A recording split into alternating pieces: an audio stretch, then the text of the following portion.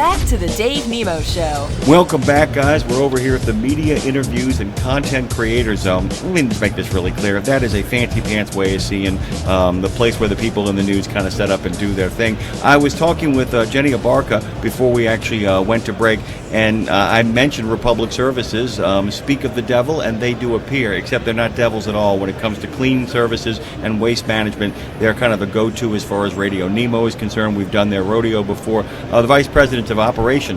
Tell me again one more time. Vice President of Operations Technology. Operations Technology, Brett Rogers joins us this morning here from Republic Services. Good to see you, man. Yeah, good to see you.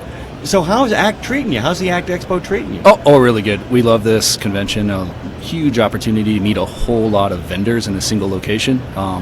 You normally don't get to meet the charger guys, the software guys, the construction guys, and truck guys all in one place, so it's a really neat place to be. So when I was looking at the lineup, Tara sends me the notes of who I'm going to be talking to, and I got it about a week and a half, 2 weeks ago, and I was looking, I said, there they are.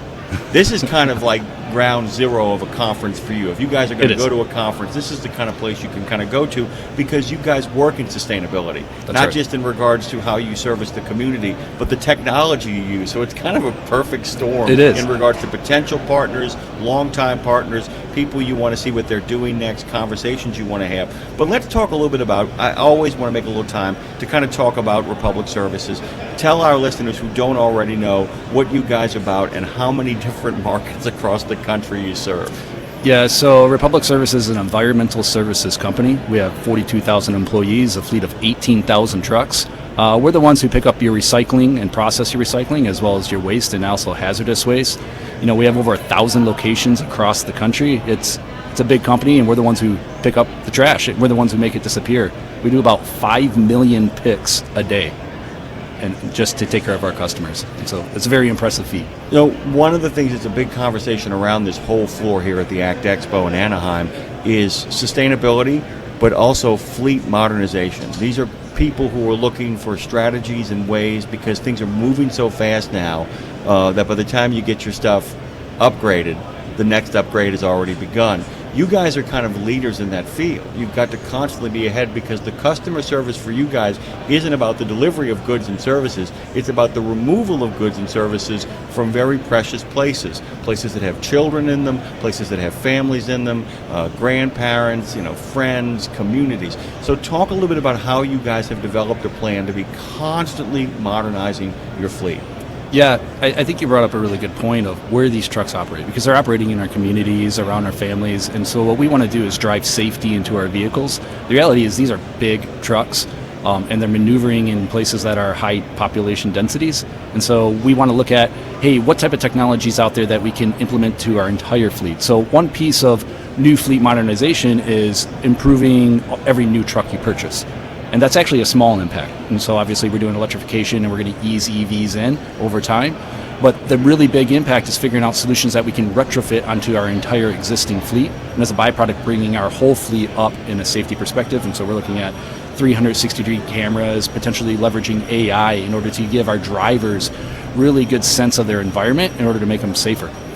This is really where this is such a difficult kind of call to make, because you want to deal with particular problems with a specific particular truck or any sort of technology in a situation.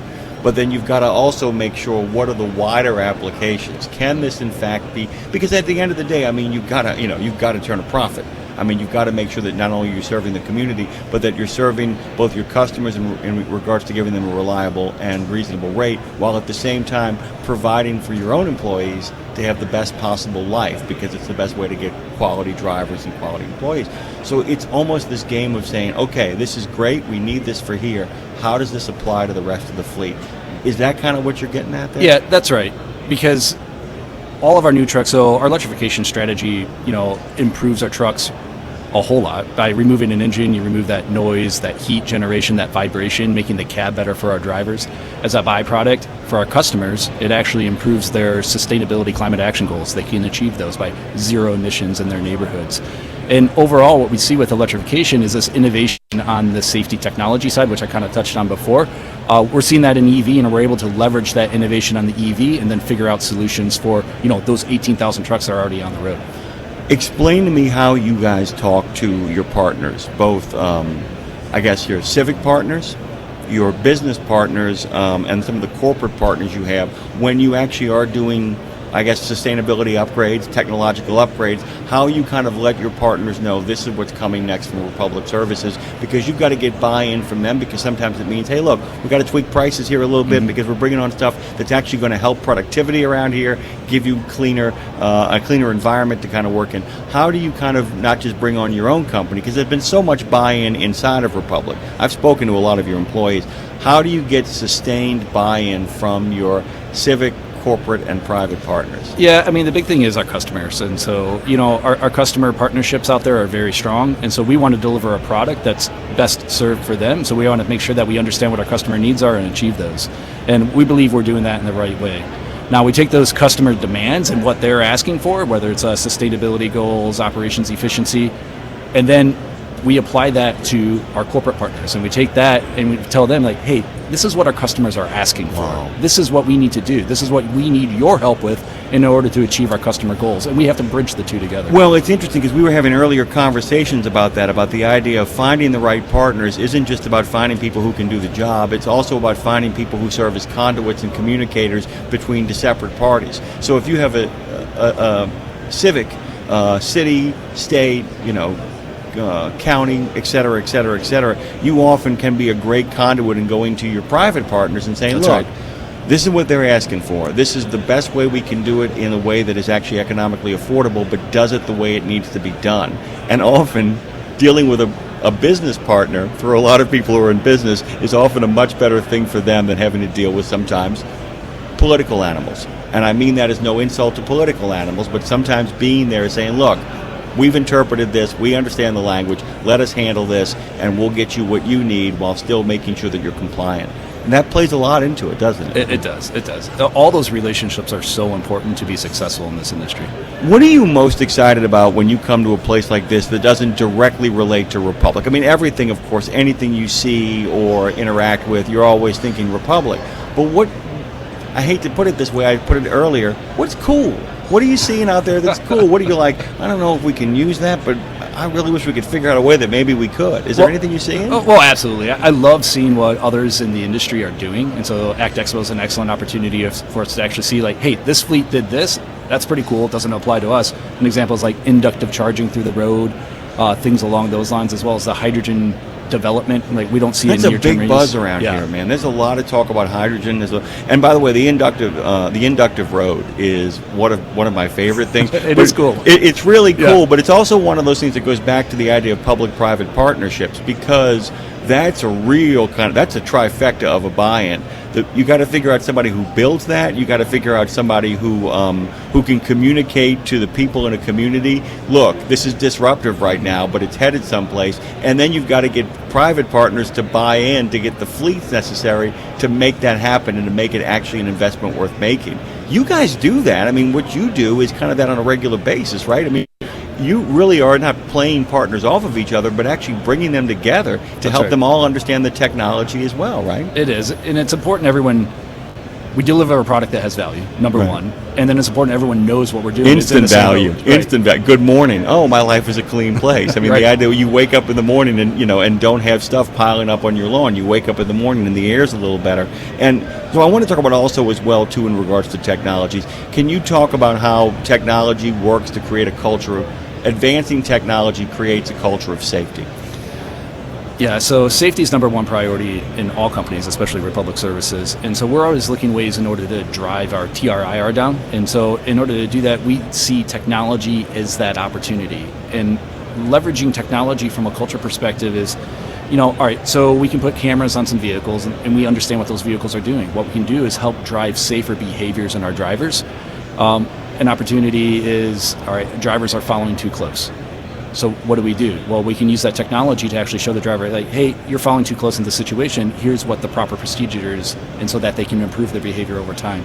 We've actually implemented these technologies already and seen a huge improvement in behavior based off of those technologies that we've put out there. It's like an 80% reduction in what we call unfocused behaviors. It's pretty impressive. Well, and it all works, and we always keep coming back to this. And I've been really thrilled that every single person I've talked to has somehow managed to work their way back to the human beings that sit behind those wheels. They're the most important part of this. And if you don't, and the people who remove themselves from that equation find themselves on the outs really quickly because you're disconnected. How do you, Brad, how do you make sure that you stay in touch and have a voice and an ear for the people who actually drive the services? Yeah, the number one way is to get out in the field. Go talk to people. If I'm not talking to the drivers, if I'm not in the hauling sites watching what's going on and getting the direct feedback, then I'm missing a huge opportunity. We also have really close relationships with our EHS department. You know, they're head of safety, and so they're out there constantly driving safety, and I got to make sure I'm on the same page as those guys. And so we're actually driving value-added safety products to our field and making sure we do it in the right way. You know what? One of the hardest things I used to have when I was on certain kind of jobs, I'd find myself talking to people. I used to serve the community in a different way, and I'd find myself just shooting the shinola with people on porches, over at parks, when we were doing our routes and driving around and kind of getting out to kind of check on things. And I would always think, man, I'm really screwing around here. I need to get back to work. And finally, I had a partner who said, "You're working." You are. You are actually that's doing where you get your all job. the info. Yeah. And it's such a hard thing to kind of, for a lot of people to make that leap to understand that the human interaction, that spending 10 or 15 extra minutes talking to somebody, because often you get a sense of what's important to them. And when you get a sense of that, you're able to actually create an environment technologically that they want to live in. Do you get a chance to talk to your customers a lot? Do you actually, when you're out there with the employees, do you ever get a chance to talk to people who you just serve on a daily basis? The thousands, tens of thousands, millions of people who are out there who do rely on Republic services. I'm not talking to a million people. I'm talking to some of the people. No, I understand that. Yeah. I mean, yeah, we do. We get out there, and again, we want to know what they want. You know, the number one thing is they want to bring that bin to the curb, and it disappears on time.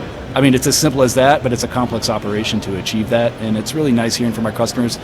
We do a whole lot of community engagement, like touch-a-trucks, and so we bring our electric trucks to a field and let everybody get in it from the community. It's an excellent opportunity for actually talk to our customers and see what their interaction is.